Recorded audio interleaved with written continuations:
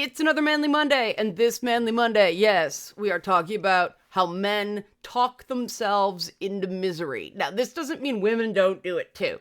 We're just going to focus on the things that men are encouraged by society to do that is actually leading to increased and unnecessary unhappiness. And so if you recognize yourself in any of this stuff, it does not mean you've done something wrong. It does not mean you're a bad person. It does not, what it means is that men are trained by the world, so to speak, their individual communities, to communicate and think in ways that actually drive people away, contributing to the loneliness epidemic, and make themselves more unhappy than they need to be. So we're going to talk about that. Now I'll do the help support this channel. Thank you, everybody. We are at goal for the laptop. So I don't know what I'm going to do yet. I'll set up a new goal, but greatly appreciate that. Help support this channel. Become a monthly patron, patreon.com/LeannaK, or buy a one-time Leanna Care session for someone can use it but can't afford it, coffee.com/LeannaK. Discord links go out this week, so now's a really good time to do this. We do invitations to the Discord this way to prove in some way you are a real person, or at least a troll willing to spend money to start trouble. So there are two basic principles at play about how society encourages men to think themselves into misery.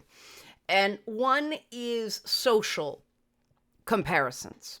We know that if you make upward social comparisons, meaning thinking people are better than you in some way or doing better than you in some ways, you feel worse. No matter how objectively good you're doing in life, if you're constantly comparing yourself to doing better, you feel bad. Whereas when we look down upon people, this is not good morally, but in terms of brain science, when you look down on people, it makes you feel temporarily better about yourself, because in the social hierarchy, you're at least above somebody. The second thing is the feeling of being forced or made to do things. There is this narrative in male circles of hardship and overcoming hardship and battling and doing and sacrificing. And it may seem really tough, like it may be great for the script for a Wolverine movie, but in real life, our brains don't need to, our brains want. And so the more you can own your own choices, instead of feeling coerced into things, the happier you're going to be. Now, obviously, this is the exact opposite of how, various social forces encourage men, and even, I dare say, train men into thinking and behaving. The upward social comparisons, male hierarchy is really, really strong. And male pride gets in the way of a lot of better decisions. This idea that you have to respond to every slight. You have to react to every, insult thrown. It's not healthy. It's not tactically smart. And the problem is that if you're wrong and that wasn't what the person was doing, you're now not fighting back. You just lashed out. And I mean, first of all, even if you were right, there are better and worse ways to respond to somebody being a little shit. And unfortunately, a lot of especially with the manosphere content, they present themselves as tough for, say, Andrew Tate getting into a fight with Greta Thunberg. But, somebody smarter would recognize that There was no way he could win that, and the only winning move was not to play there. And I mean, are those gender dynamics fair? Maybe not.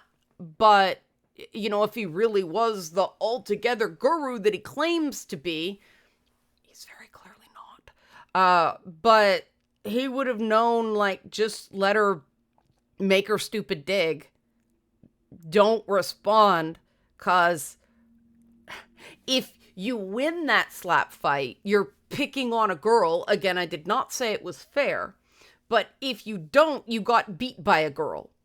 Either way, that's, the other way, the last one, like getting beat by a girl, is clearly like worse in manosphere circles. But if women are so allegedly inferior, then she should be beneath your notice. See how it works? When you are constantly looking to fight back, you are inducing a state of hypervigilance that is not healthy. It stops being about legitimate slights. And you start getting false positives because your body is cranking out so much adrenaline and cortisol and stuff like that, the things that are designed to keep you sharp in a crisis, but they're not very good for you long term, that you start jumping at shadows and you start misinterpreting things negative. You start thinking that, comments that are just totally face value are somehow digs at you and everybody's coming to get you, and it's no way to live.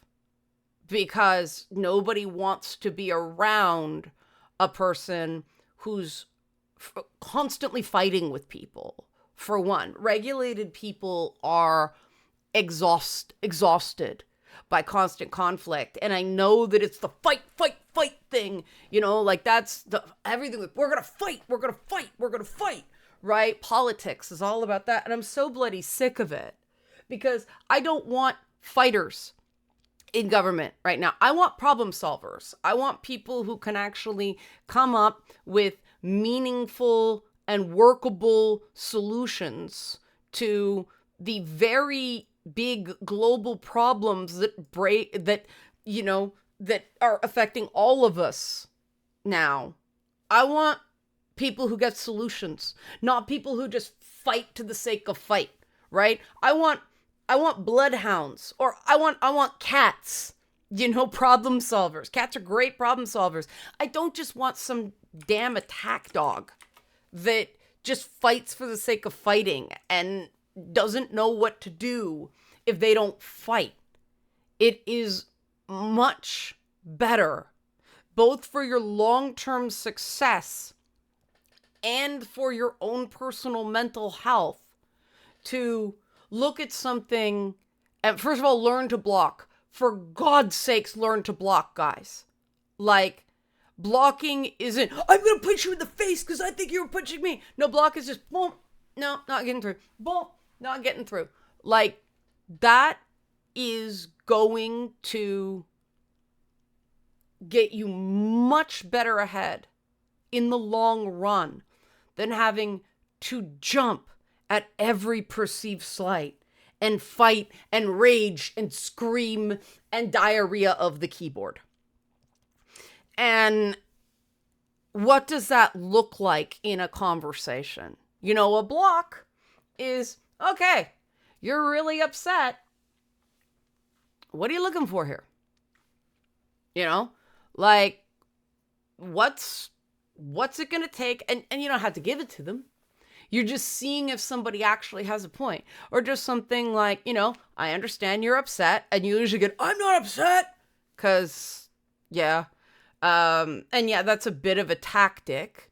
But if you want to make it abundantly clear that the other person's coming in way hot and you are the reasonable one, then starting with an understanding that they are not calm, and that's okay. You understand they're upset, but like, let's just take it down a peg here, okay? Like, nastiness isn't there are better ways. There are other ways to do it. And that is obviously not what the fight, fight, fight, fight mantra encourages. And it's too bad because the internet is full of really bad advice, but the algorithms chain the bad advice together. And so you end up getting this idea that, okay, if this many people think this, that it must be true. And think about it this way instead. Do you want to be around a person who's constantly fighting, especially constantly fighting you? No, right? They're exhausting. They cause a lot of problems, or they exacerbate problems that don't need to get that big. No one wants to be around that, so don't be that guy, right? But we don't go, yeah! That's why I really enjoyed the end of Superman, where what's the big like win over Luthor? Superman makes a speech drenched in sunlight. Like, okay, yeah, sure. Then Crypto beats the fuck out of Lex Luthor. But, Superman, it was a much better ending than the typical, grimdark Batman, or, where it's just pounding, pounding, pounding, pounding at the end, because that's the only way Hollywood knew how to make an exciting superhero ending. And no, Superman's not a bully. He uses as much force as necessary and no more. And that was an integral part of the character. That's what you want to be, The problem is Batman is so popular that a lot of people don't see that he's a cautionary tale, not something you should be. But, I mean, it's tough, right? Because we got one decent Superman movie. There's so much Batman, so I get it.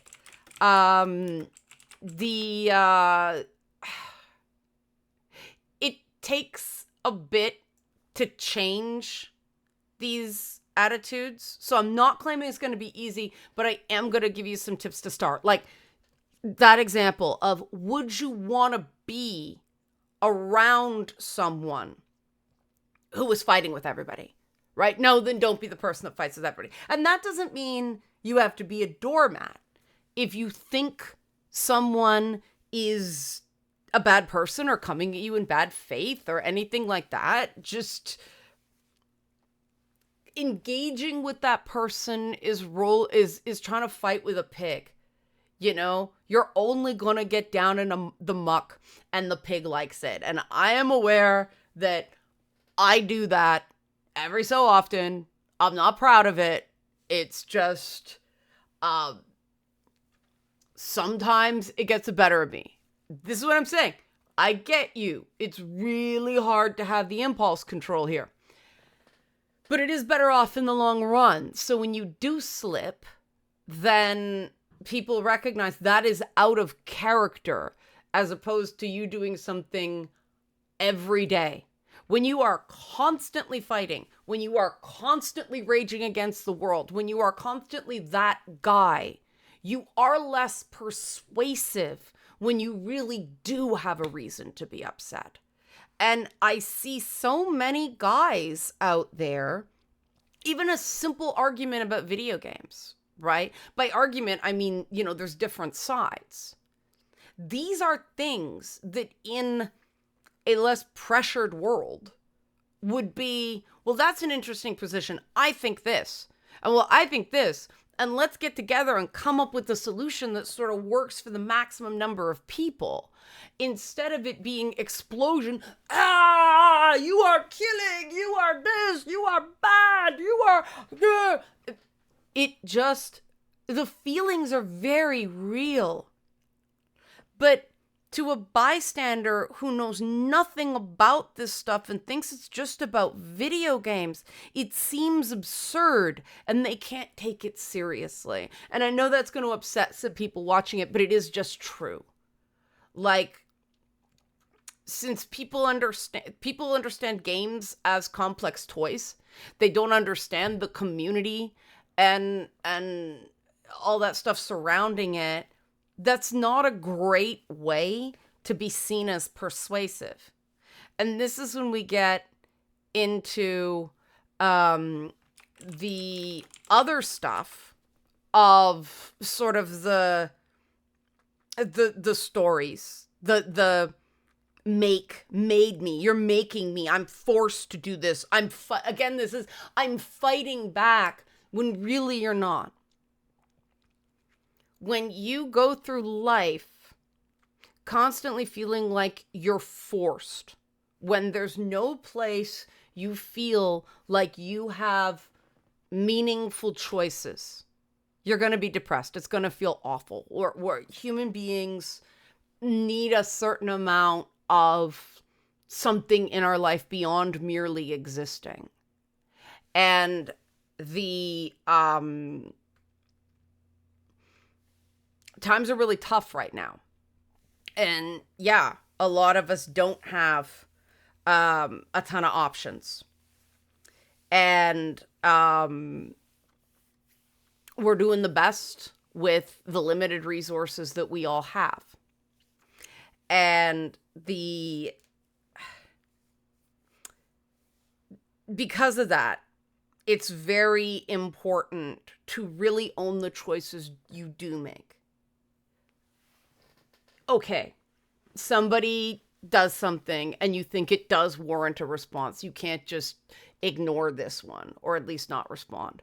How you respond matters.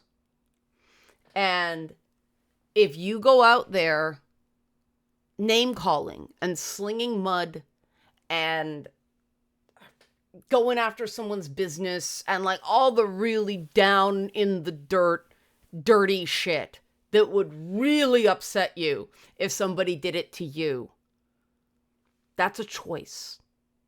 Instead of fighting fairer, instead of fighting more nobly. And you can justify it all you want, but it is a choice.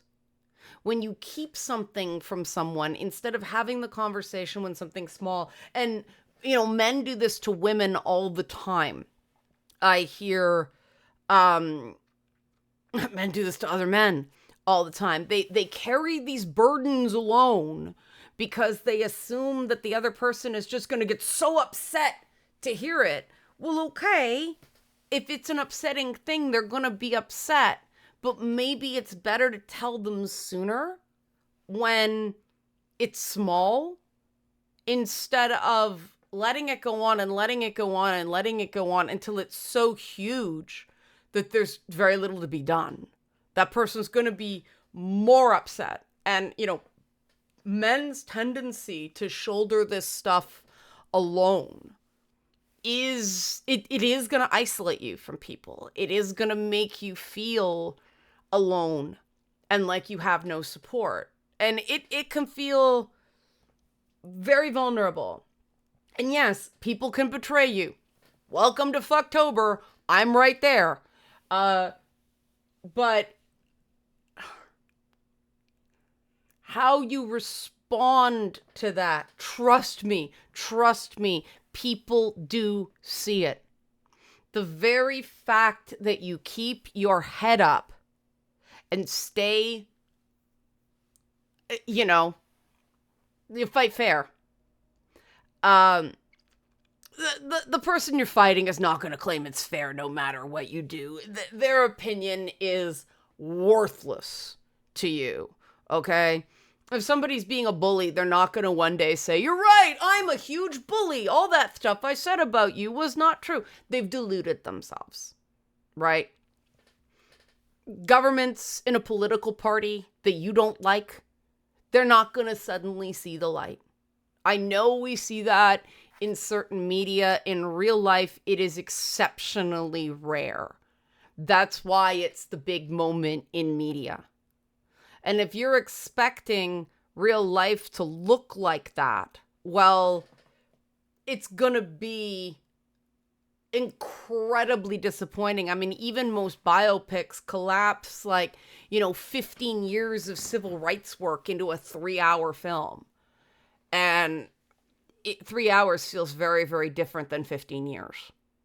So it's all about the individual moments, and it's all about, instead of going, you made me, you made me, you made me. Think about just thinking that makes you feel bad, makes you feel under siege. Instead of going, all right, they did that. That happened. I have a choice in how to respond. And I mean, one of the big choices you can make every day is, are you going to continue, if you're going to make factual statements when responding to something, or are you going to embellish and call the person a bunch of names and judge their whole character, right? That is a choice you have. And I find a lot of, okay, this is not strictly a man thing, but unfortunately, guys, sorry, it lands on men harder because, well, men are assumed to be full people and women aren't, especially if the person coming at you is a woman. You've got to be aware of those gender stereotypes out there. She can go low blow in ways that you can't. And that sucks. I don't agree with it. But, institutionalized sexism is a real thing. And you don't have to anyway. If somebody comes calling you a whole bunch of names, you don't have to. Just stick to the facts, right? If somebody comes at you angry, it's very easy to feel that anger as well. And that's why it's very important to go, look, these are their feelings. I have my feelings. I don't have to feel their feelings for them, right? Fight smart, not hard. And I'm not saying this is easy. I'm just saying it's worthwhile. And especially with the narrative of men are dangerous and men are just predators unless society stops them from being so, which is not true. Yeah, I'll be the first one to tell you there are different rules. There are different rules for men than there are for women. There are certain things that women can do that men can't, and there are certain things that men can do that women can't. And it just is. It's not right. It's just, be aware of that. And because of that, it's better to just, stick to what you can prove. Don't make a lot of leaps. Don't make a lot of assumptions in your thinking. They're doing this deliberately and they're making me do this and I have no choice and I'll lose my job if you don't. You don't know that. Stick to what you do know. Control what you can control. I guarantee you,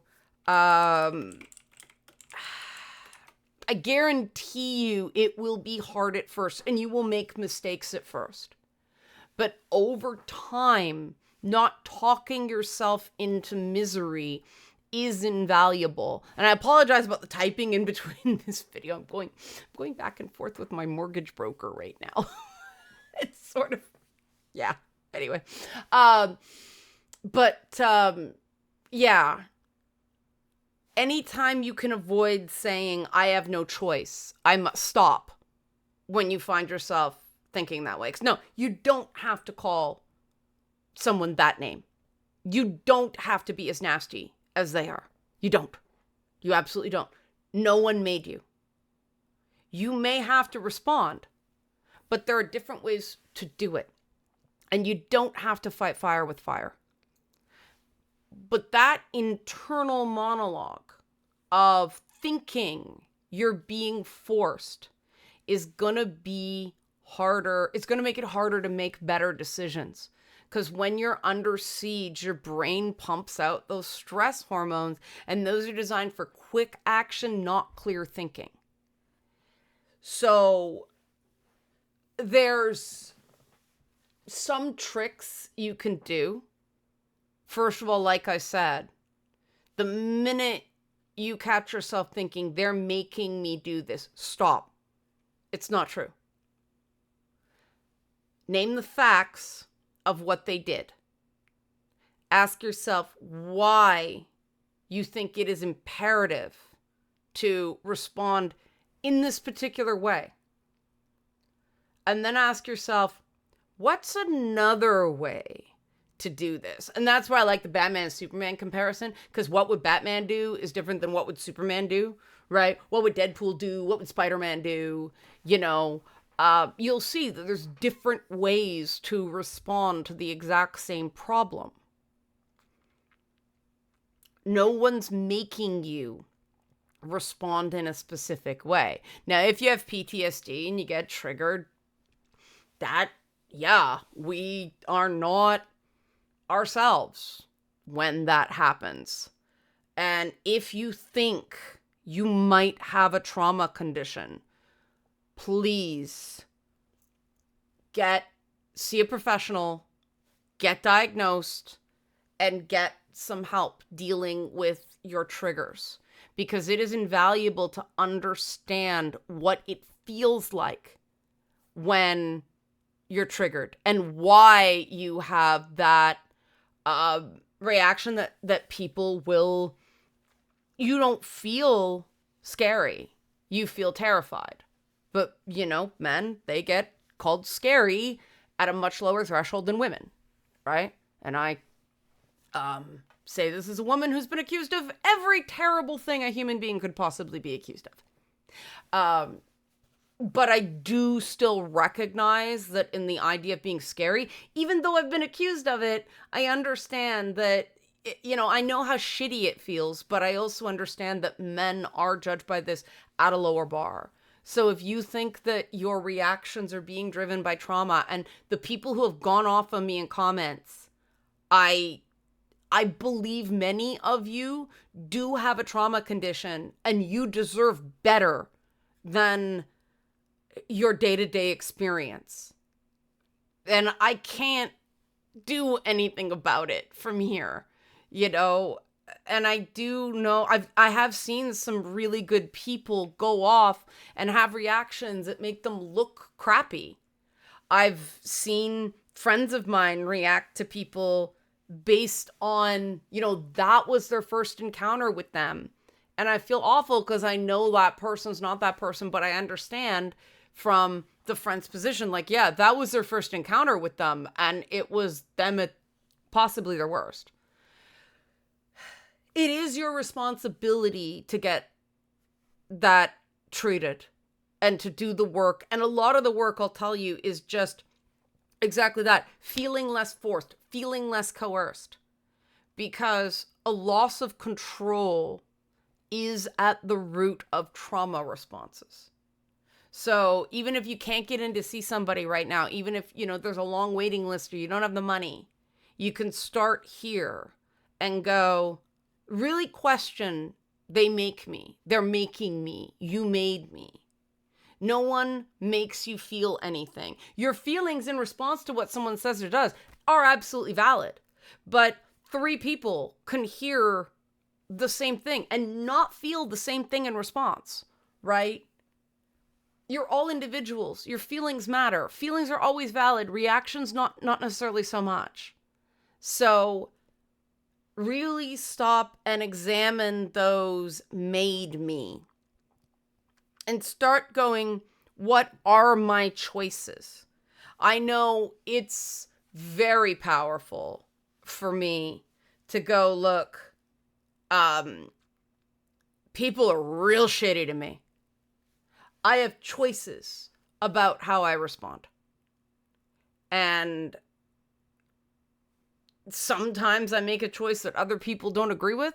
Sometimes I make a choice in retrospect I think was wrong. But I learn from those choices, and I can learn from them because I acknowledge them as choices. If you don't acknowledge that they're choices, you can't go, in hindsight, shouldn't have done that. How do I avoid doing that? See again? Like, you think it's going to crush you with blame, shame, and guilt. What it in fact does is makes you feel more in control, which lowers the trauma response, which gets you better options, which makes you feel like you're more in control, which means you can make those gradual changes to better. So you can show up as your best self more often. And I mean, that does involve learning to take care of yourself, doing basic self-care, getting enough sleep, eating properly, treating yourself well. So many men abuse their bodies, abuse their minds because they think it's toughness. And it's not, but that's a topic for another time. Help support this channel. Become a monthly patron, patreon.com/LeannaK, or buy a one-time Leanna Care session for someone who can use it but can't afford it, coffee.com/LeannaK. Thanks for watching, or like and subscribe. Shoot, I always forget the like and subscribe. Like and subscribe, it costs you no monies. Remember, Discord links come out this week, so now's a good time to become a patron or coffee supporter. Thanks for watching Manly Mondays.